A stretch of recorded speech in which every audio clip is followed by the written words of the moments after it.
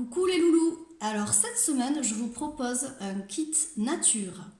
Pour réaliser cette petite composition, vous aurez besoin de ramasser des fleurs au préalable et de les faire sécher. Par exemple, en les posant sur du papier journal et en mettant quelque chose d'un petit peu plus lourd par-dessus.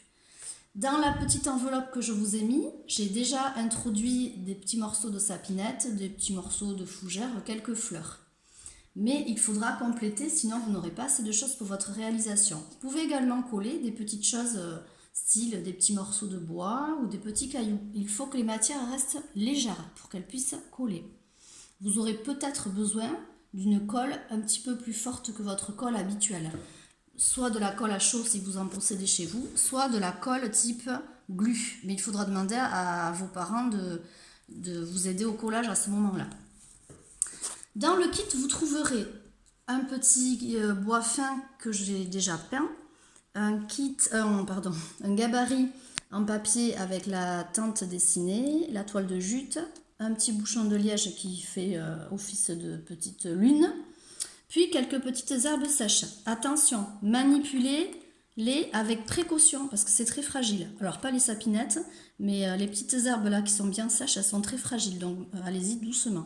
Et là, je vous ai mis certains des pâquerettes, d'autres des boutons d'or. Vous trouverez plein de choses. Profitez qu'il fasse beau pour ramasser tout ça et les faire sécher.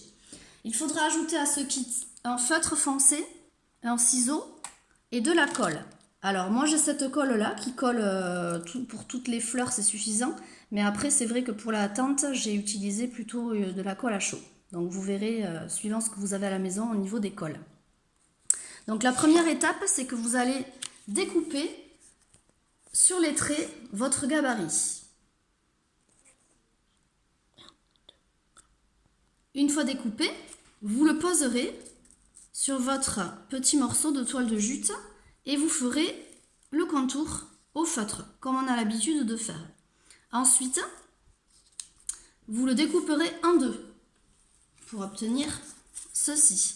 Et vous viendrez placer ces morceaux-là sur les côtés pour utiliser en fait la toile de jute qu'il vous reste.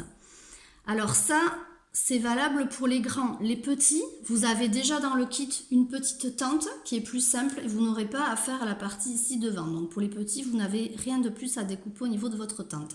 Mais pour tous les autres, voilà, on optimisera au maximum notre toile de jute.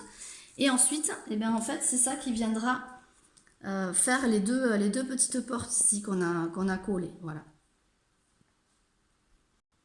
Alors une fois votre tente collée, parce que je vous conseille de commencer par ça, j'ai envie de vous dire, laissez faire votre imagination. À vous d'imaginer comment vous avez envie de poser les choses.